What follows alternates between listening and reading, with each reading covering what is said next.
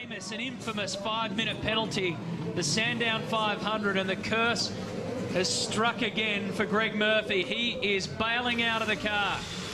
Can you believe it? How can you be so strong and then everything just... That's a pretty sad situation to have what's just happened there. Like, they're doing a great job. Completely not their fault at all, and it's all been brought undone. They're going to change the rear wing, Dags. Down to us, cross down. Darren? Yeah, I'm down here with the Richard Longhurst car as well. They've got some tools out. This car's been here a while. Everything's been done. It's got the wets on it, but the windscreen wiper's not working. So they've got the spanner out here trying to hook it back on the splines. Okay, they're away. Weird things happen in these races. They do, hey? You sit around and have rocket science meetings about how you can find a thousandth of a second, but fundamentals let you down sometimes. I wonder how on earth that rear wing came loose. It looks like they've just tightened up one of the securing bolts.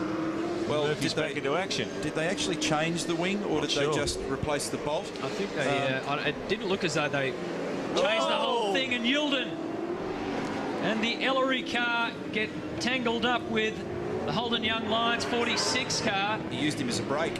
Yes. Saved him from going off. Not sure if they did a driver change there. Rusty with more on the Kmart wing. Well, Mark, this is a bit puzzling. I've just had a word to Rob Crawford, the team boss down here. They can't figure out how this has happened. Now, what they endeavoured to do, they popped the boot of the car where the actual wing mounts onto the boot itself. There were no bolts on the driver's side mounting point. I don't know whether under vibration or something like that, whether the bolts have actually unscrewed themselves somehow. But there was no damage in that area. This is quite incredible.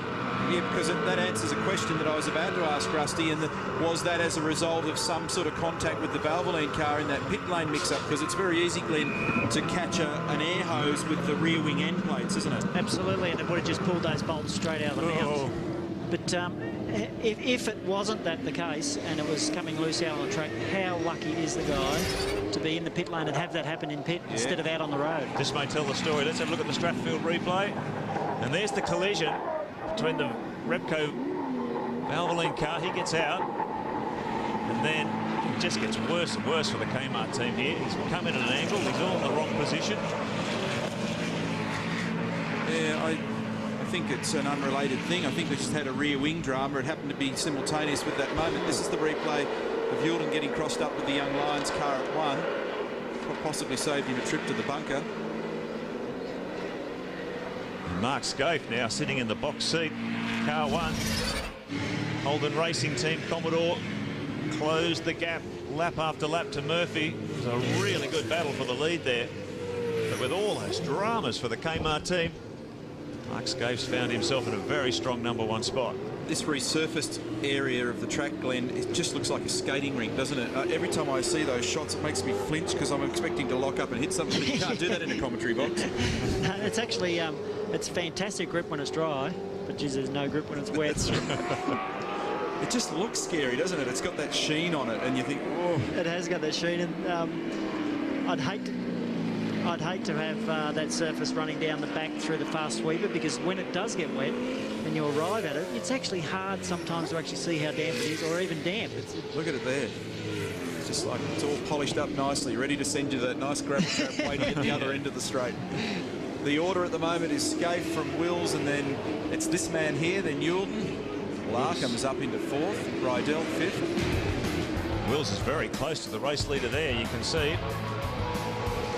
So much drama. You expect it at the Enduros, but it's come in buckets, literally, here at Sandown. Is there any more to come? You'd have to say so as we close in on the final stages.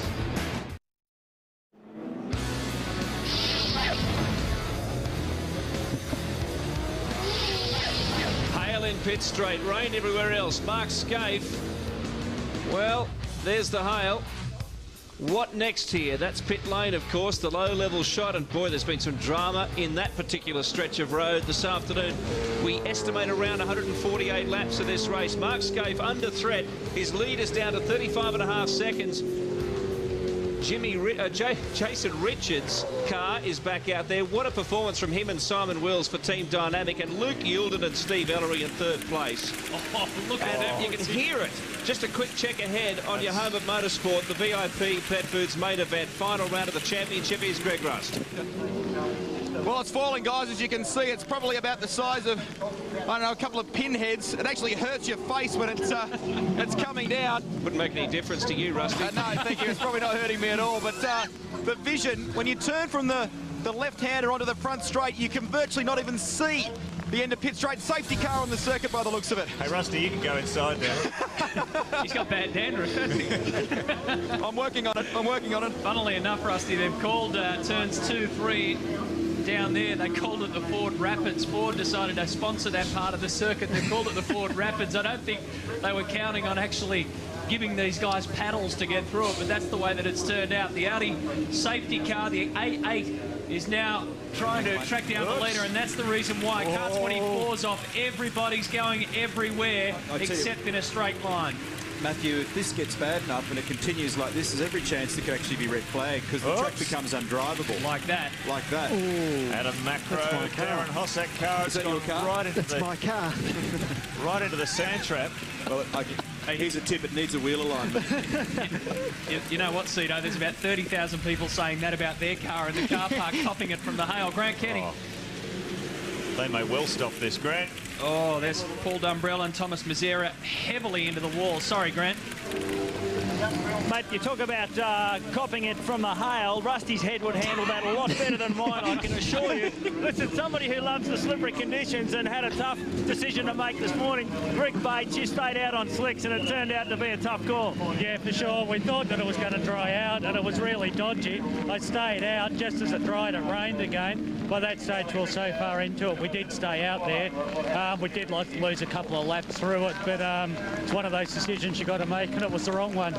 By the end of the race, as you can see, the hailstorm now, a lot of cars will have to pit. We won't because we did stay out, so we'll get a lap back there, but that still costs us a lot of time. Yeah, it's always a tough call, guys. It's a tough call down here. All I can say is Queensland, beautiful one day, perfect the next. That's where I'd love to be. GK pinch his cap, can you? You need it. The other thing that happens in the middle of all this is that inside the car's a nightmare, Glenn. It fogs up fiercely, doesn't it? You've got the internal demister on, but very often it doesn't overcome the amount of water. What's going on here? Have a look at this thing coming back towards us now. Like he's just trying to drive at 20 k's, and he actually can't even get the thing to get. Look at it. But then look at that. That's ice all over the road. That's to be doing 5 k's. It's like driving in the snow. Look at it. Thank God I am not out there. That's all I can say. That's what you call a BA boat. Oh, look at it, will you? Owen Kelly and David Bernard. I think Owen had a bit of an off. He's still behind the wheel. I think everybody had a bit of an off, Matty. I think it was only a matter of Look at that. slowing it down to 5 k's and you would have made it around. But I wonder what Tim Schenkert, race director, is going to do here. He's got wrecks lying all over the circuit. I'm not sure if the weather's... Yeah, this Look is at this. Owen Kelly coming through turn 6, 7. oh, poor bugger. Oh. The safety car's going to struggle to stay on here. And OK turns a supercar into a snowboard. That's what you need out there at the moment. Only chains allowed from here. Look at it. Mark Scaife is the race leader. Jason Richards is second. Luke Youlden is third. That's the podium. I've never seen anything like that. That's where we all speed off. It's like a bloody ice rink. Even at a snail's pace. It's like a melting ice rink. Now, this weather, though, it's been so changeable all afternoon. Snow almost. There's actually snow on the track. It could change just as quickly as it's arrived. Car 44, there's Jason Richards. This is up there with Phillip Island for one of the most bizarre finishes to a race if it eventually ends. I've seen it hail before, but I haven't seen it that heavy. Look at this. Snow fights. That's quite extraordinary weather conditions. Melbourne's famous for it, 4 seasons in one day. But you can add a few more to that. This has been the most extraordinary afternoon weather-wise. 75% of the race distance is 120 laps. That is the point where they can choose to stop the race if they want to do so. They'll probably trundle around here behind the safety car for the next 3 laps, and then Tim Schenken, our race director, will make a decision. But look at the weather. It looks like it's started to lift again. They actually round up a lap, so it's 75% of 161's 121 laps. Well, we know that Mark Scaife was losing a little bit of that lead, but he's lost a heck of a lot more now. So what it will do if they do get underway again is, of course, bring him back to the field, although there is traffic between him and second place Jason Richards in Team Dynamic. I'm just trying to find out where car 44 is, Woodsy, as far as that traffic goes. I don't know if he's snuck behind that other car right behind Scaife there. I think he might be 4 or 5 back. It's fun in the snow for the crowd. When the windows fog up, because a little bit early for Christmas. The steam stays in. They can't ever say the V8 supercars aren't entertaining. Eh? We've got great racing, but also we can bring snow to the party as well. Drought breakers, that's what we are. Drought breakers. Here the safety car is also out there due to some safety fence repairs being undertaken as well. And there's been cars arrowing off left, right and centre around this place. Not surprised if some of the track's been damaged. Track fencing, I should say. Well, we were talking about what the thinking was in race control. Rick Rust is with Colin Bond. Rusty?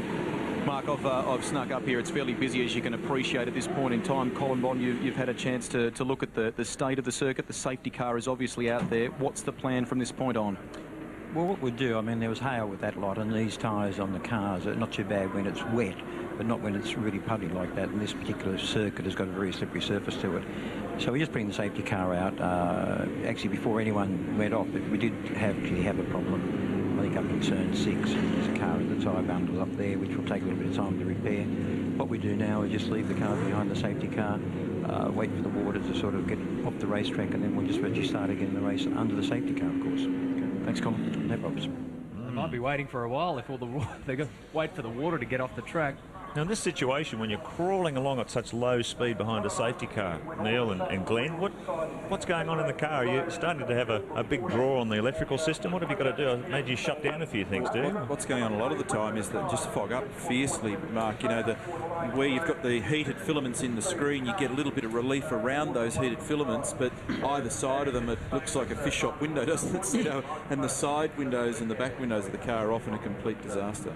Absolutely, and driving out there on this would be an unbelievably bad feeling sitting in these cars at the moment, and I'm sure the guys at the front are probably saying, I hope the hell they don't restart this race, but it looks like it's all starting to clear again, so as in the darkness has gone away a bit, and but it's going to be quite a while before you see all this hail's gone off the road, so it's going to be a while before this race starts. Mark Scaife is our race leader. 13 lifts operating. Conditions clear here at the Sandown snowfields. If you want to join us on the other side of the break, we'll have a clearer picture of what's happening at the Betta Electrical 500.